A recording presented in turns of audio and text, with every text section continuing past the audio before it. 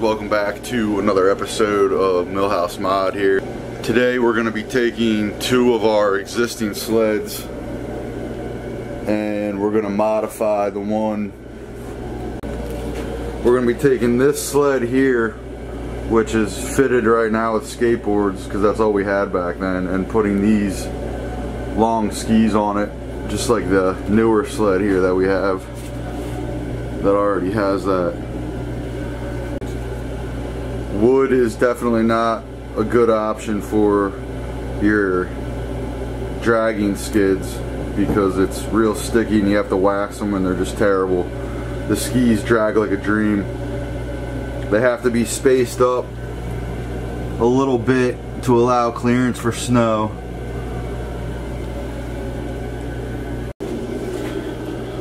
But these are just basic totes you can get at any hardware store, Home Depot, Walmart. This is a standard tote, and we're going to show you how to set up the ski mounts and attach the skis to the bottom. It makes a good sturdy sled that can hold a lot of stuff, and it only costs whatever you have to pay to find the skis and a few dollars for the tote.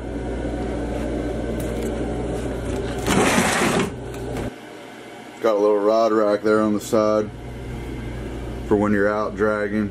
The side profile.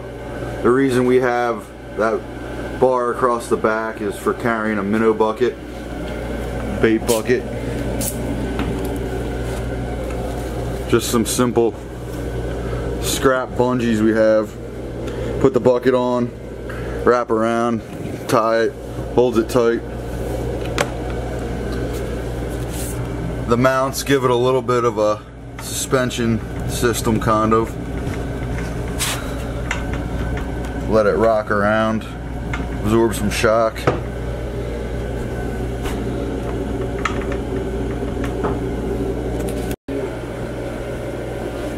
This sled here was custom fit to drag the auger, and since the cover's on it right now, I can't sit it down in its grooves, but you just literally drop it right there and it holds the handles, and then a strap for when you are traveling a distance, just an old rubber bungee with a heated and opened hook eye.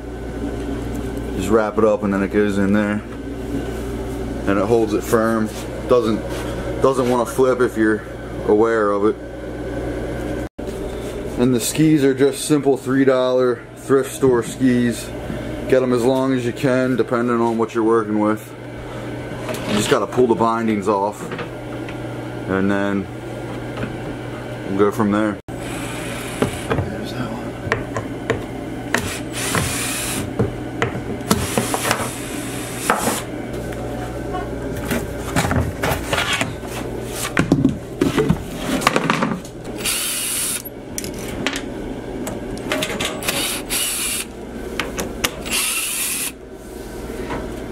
If you can't figure out how to get the binding off, you stick it in the vise.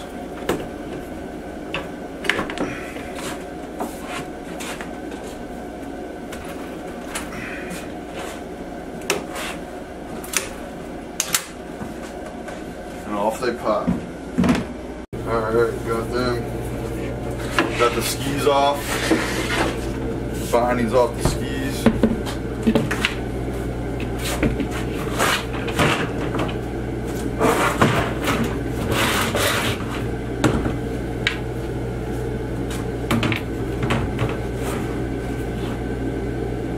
Center them up how you like them. Keep them as wide as you can. You can see here how we used a wood bushing or a wood mount to set the skis up on off the tote. It gives it some height off the snow when you're pulling it, and it helps it absorb shock. And then on the inside of the tote, we just use big washers with wood screws to run down through the tote and sandwich the tote to the wood. And then from there, we'll countersink holes to run screws in from the bottom of the skis into the wood mount. A nice piece of sheet pine board to use to mount the runners on through the tote. It's all squirrely looking. Alright, so we got 35 inches, call it about 36 to cut the board. Is that? Yeah, it's 35 inches, so we'll cut them to 35.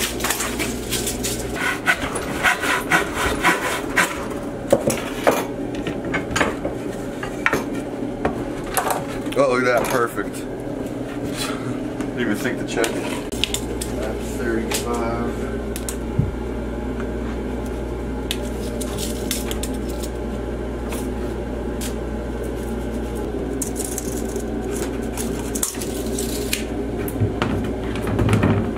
These were 34, so 17.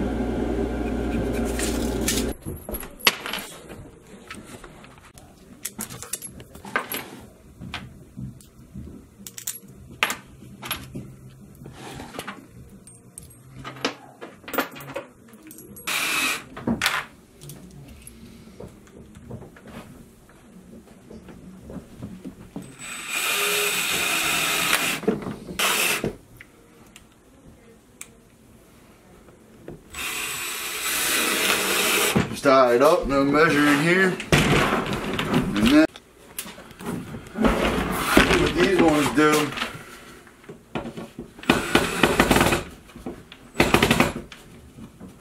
And now, take your wizard wheel.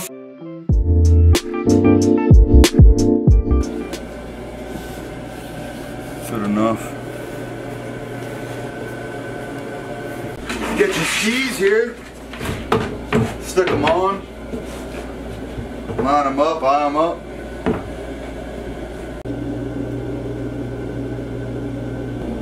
And when you set your skis down, it's somewhat important to make sure you don't have them pointed outward at all.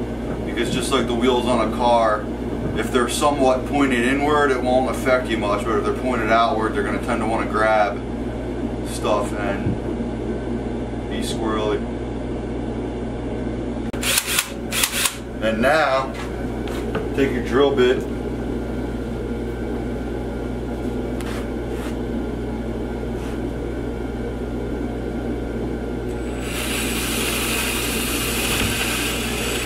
once to mark the spot, we'll come back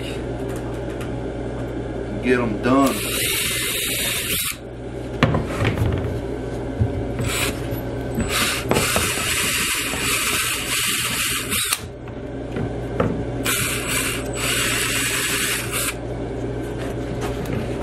Here's the countersink. Just run it down deep enough so that your screws sit underneath flush level.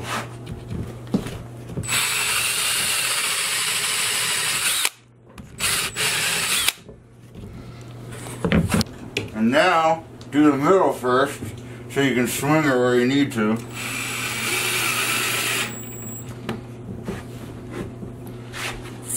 And then determine true alignment.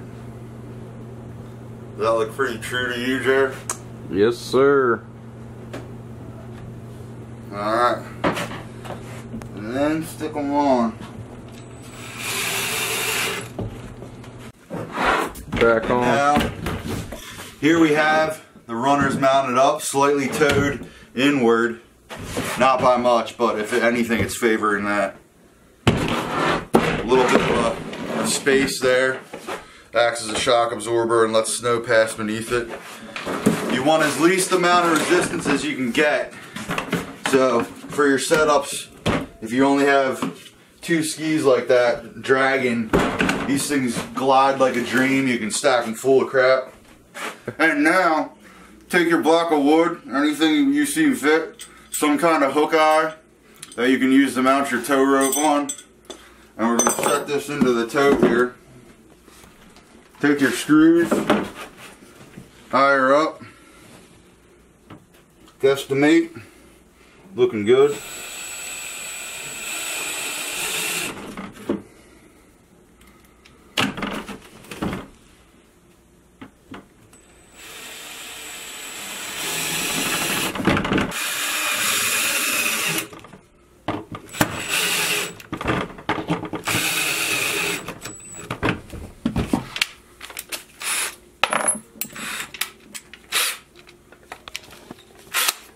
And then take your drill bit,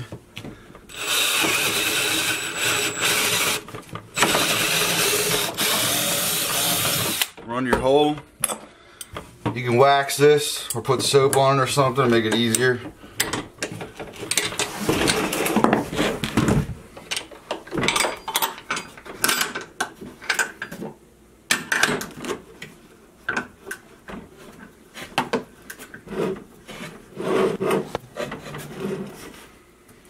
Just till it starts to come sticking out, and then you're good to go. This one had a wacky hook on it, but we had it laying around.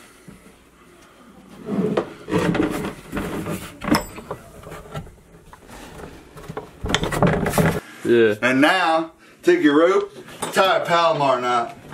Just kidding. Tie any knot you like. It's not a real big deal.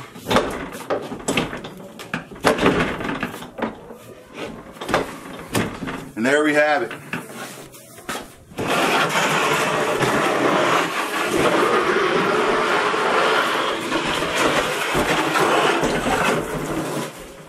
And now, as you can see here, we got our 4-man hut on the new rig here.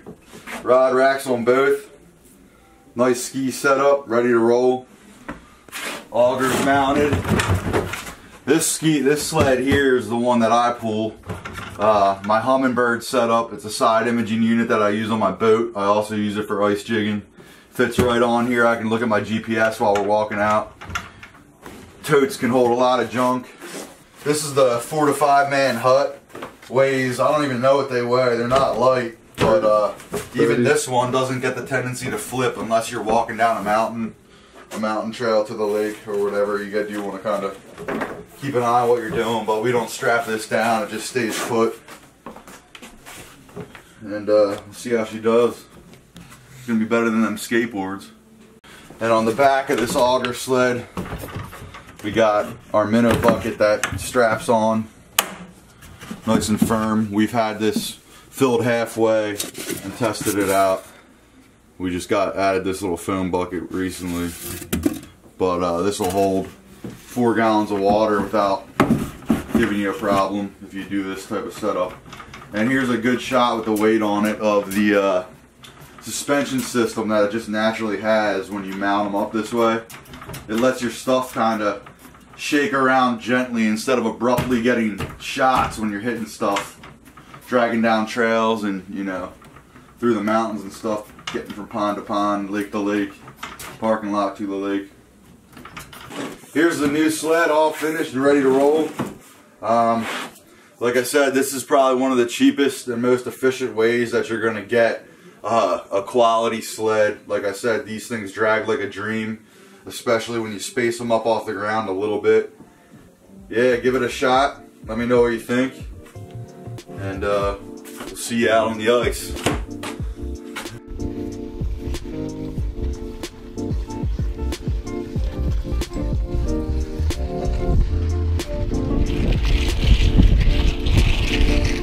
Pull it on concrete, asphalt, what have you.